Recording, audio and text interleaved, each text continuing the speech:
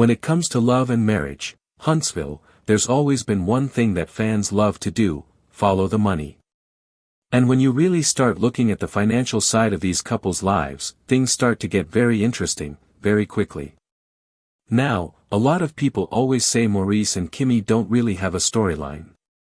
They say the two of them just kind of float in and out of scenes, not really bringing drama like Martel, Melody, Marceau, or Tisha. But when you pull back the curtain, when you trace the money, when you really take a deeper look, it paints a completely different picture. Because the truth is, Maurice and Kimmi may be walking a very thin financial line. And some people are now asking, are they close to being broke? To really understand this, we need to go back to the very beginning, to season 1 of Love and Marriage, Huntsville. When the show first started, the core 6 couples all introduced themselves as millionaires. That was part of the big sell of the show. This idea of successful black couples in Huntsville, Alabama, coming together to build wealth and legacy. The men were in tuxedos, the women in gowns, and they all proudly called themselves millionaires.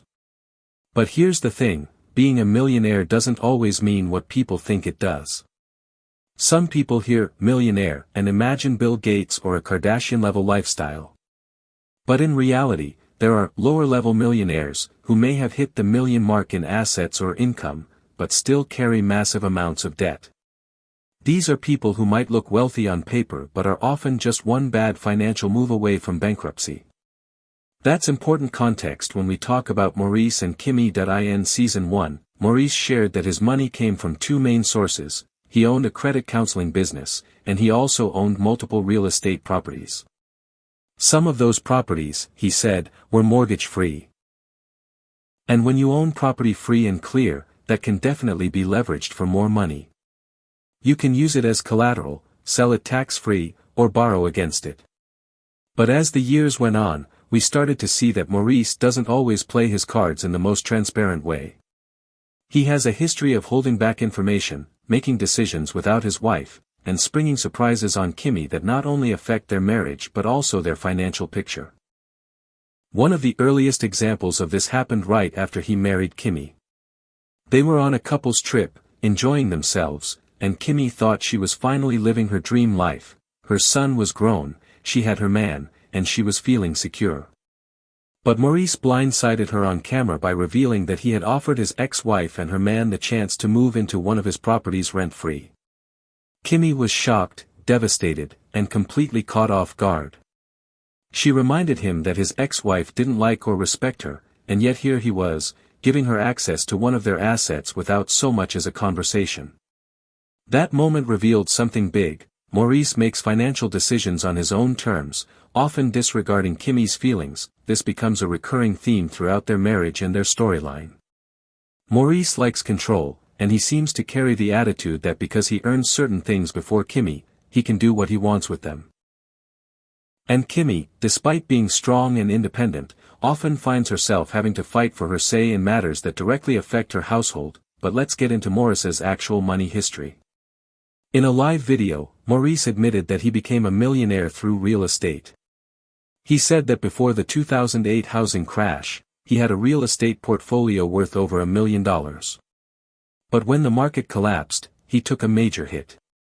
He never disclosed exactly how much he lost, but he admitted that it was significant enough to change his path.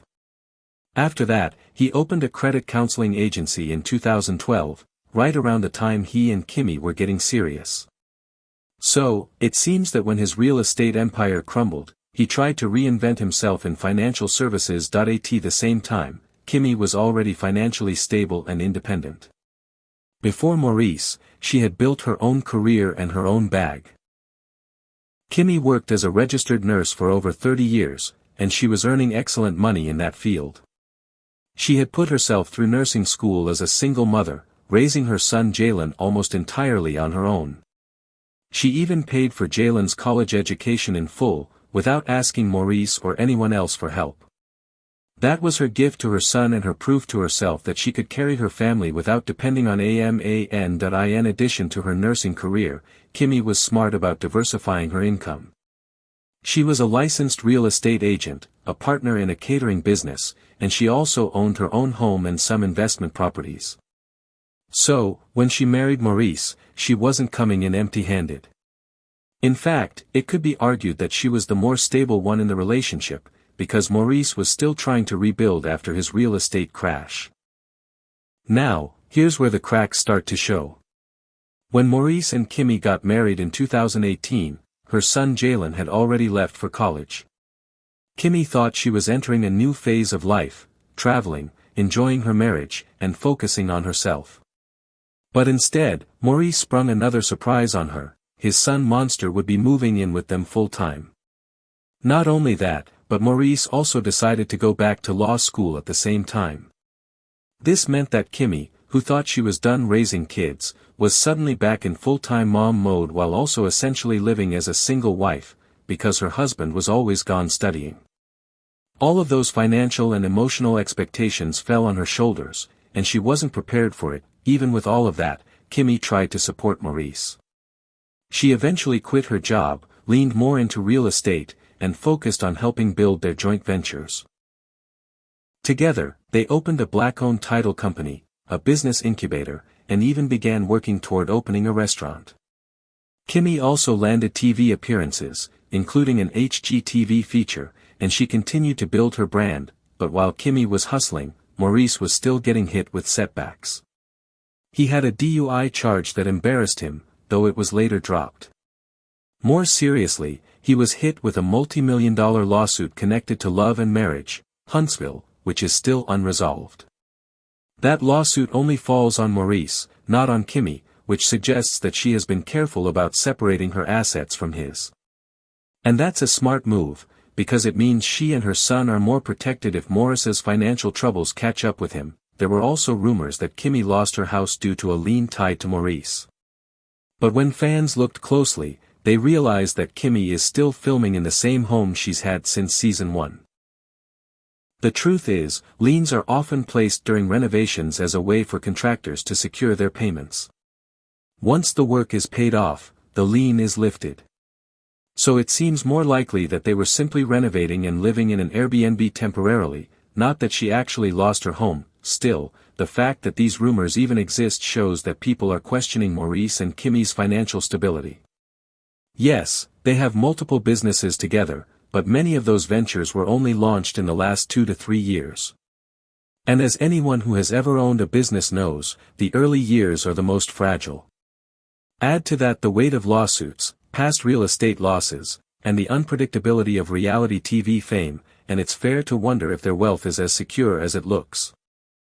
Through all of this, Kimmi has consistently shown that she is focused on leaving a legacy for her son Jalen.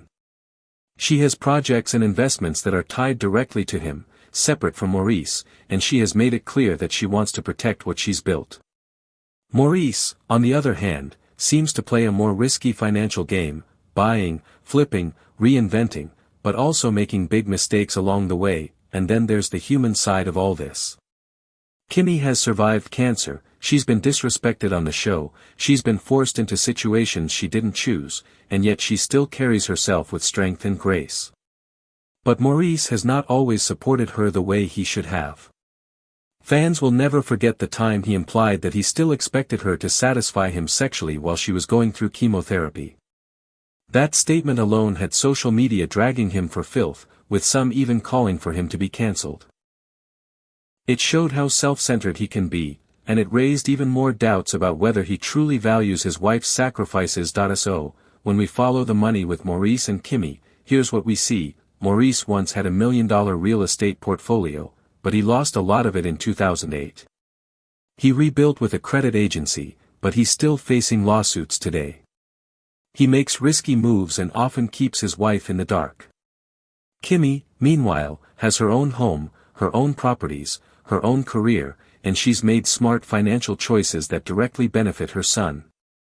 Together, they've launched businesses, but their joint ventures are still relatively new. On paper, they may look strong, but when you consider the lawsuits, the past financial crashes, and the stress of carrying so many ventures at once, you can see why people are asking, are Maurice and Kimmi about to go broke? Because here's the truth, financial stability isn't just about how much you earn or what businesses you own. It's about how you manage it, how you protect it, and how you plan for the future. And with Maurice's history of financial missteps and lawsuits, there's real reason to wonder if he's learned those lessons. Meanwhile, Kimmi seems to be the one making sure that at least her side of the family will be okay. She's building for Jalen, she's creating legacy projects, and she's protecting her assets. Whether or not Maurice can say the same remains to be seen.